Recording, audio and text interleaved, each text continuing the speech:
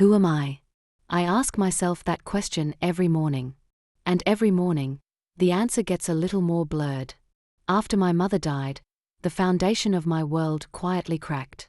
She was always strong, always protective, but she never told me why we fled that small town, why my father's name was never spoken. It was late that night, alone in the silence after the funeral, when I found the letter. Hidden inside an old wooden box, yellowed with age, edges frayed, addressed simply to me. The handwriting was familiar, yet foreign. My heart hammered as I unfolded it. Eliza, if you're reading this, it means I am gone. There's so much you don't know, so much I could never say. Find him. Find your father. But be warned, not all truths bring peace. A name and a date were scribbled below, a hint, a starting point. The next morning, I booked a ticket to the only place mentioned in the letter, a remote town I'd never heard of, home to a man who, until now, was nothing more than a shadow in my past. When I finally stood face to face with him, the man who was supposed to be my father, his first words shattered me. You should have died. What could he possibly mean by that? And why did my mother's final wish push me into the arms of a man who seemed to hate me? The answers I sought were buried deep in secrets darker than I imagined. His words echoed in my mind like a cruel echo in an empty hall. You should have died. The bitterness in his voice was a wall I wasn't prepared for. I tried to steady my shaking hands as I looked at the man before me, tall, cold, with eyes like steel. This was the father I never knew, the man who had lived all these years without me. Why? Was all I could whisper. He didn't answer immediately. Instead, his gaze drifted to the window, where the late afternoon sun cast long shadows over the town. Then, in a voice rough with years of silence, he said, "Because your mother, she destroyed everything. You coming here only reminds me of what I lost." I was stunned. What could my mother have done to make him say such words to his own daughter? Before I could respond, a sudden knock at the door startled us both. A woman entered quietly, her eyes dark, holding a secret that made my father's face harden even more. "You're digging into things better left buried, Eliza," she said softly, almost a warning. My head spun. Who was she? And what was I about to uncover? As the sun dipped below the horizon, I realized my journey to find the truth was only just beginning. The night settled over the town like a heavy blanket, but inside that cold, unfamiliar house, the air was thick with unspoken truths. The woman, her name was Mara, lingered near the doorway, her eyes flickering between me and my father like a gatekeeper guarding forbidden knowledge. Who is she? I finally managed to ask, voice steady despite the turmoil roiling inside me. My father's jaw tightened. Mara was someone I trusted once, before everything fell apart. I swallowed hard, feeling the weight of the past pressing down on me. Mara stepped forward, her tone softer now. Your mother wasn't the woman you think she was, Eliza. There are things you don't understand. Things that could shatter the fragile peace you're clinging to. I wanted to scream, to demand answers, but all I could do was listen.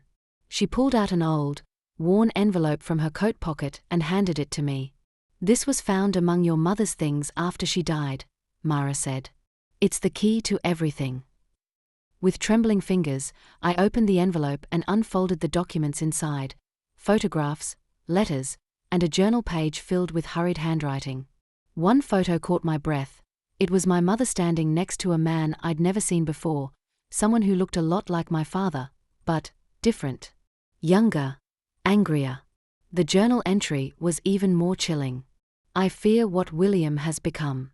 His heart has turned cold, and I fear for Eliza's safety. If anything happens to me, find the truth before it's too late." William, that was my father's name. Questions swirled in my mind like a storm. What had happened between my parents? What dark secrets had torn my family apart?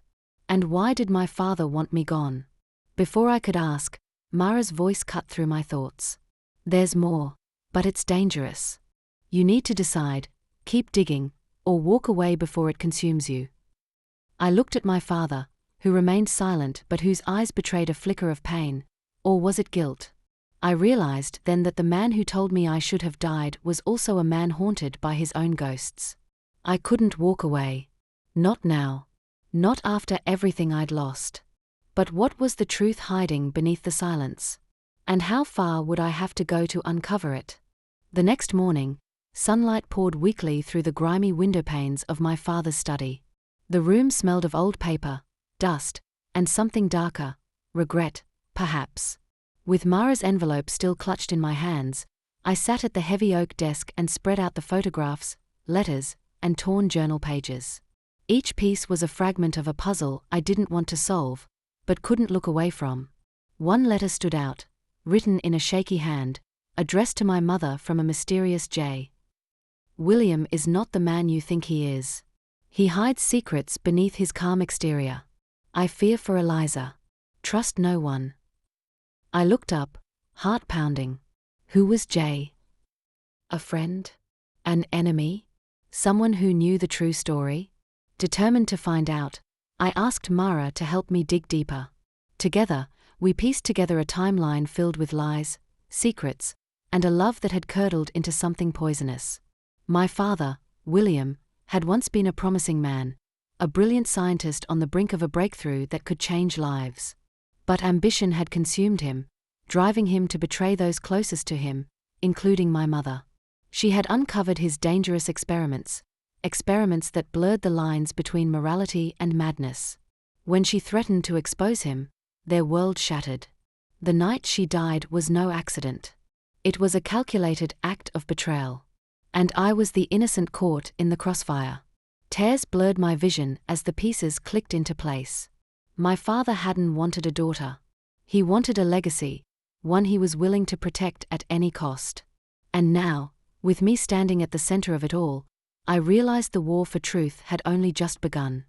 The walls closed in as I stood face to face with my father in the dimly lit study, the very room that held decades of secrets and lies. His cold gaze locked onto mine, but beneath it, I sensed something raw and fragile, a man trapped by his own choices. Why did you lie to me all these years? My voice was trembling, but I forced the words out. William's expression faltered for the first time. I did it to protect you, and myself. Protect me?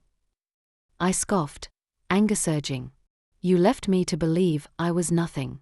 You said I should have died. He looked away, voice cracking. I was a broken man, blinded by ambition and regret. I thought erasing you from my life would erase my failures. But it never worked. The room filled with a heavy silence, broken only by the distant ticking of an old clock. I found Mom's letters. The truth about your experiments, about her death. You destroyed everything. He nodded, pain etched deep in his features. I was wrong. I've lived with that every day. A sudden understanding washed over me, not forgiveness, but a shared grief.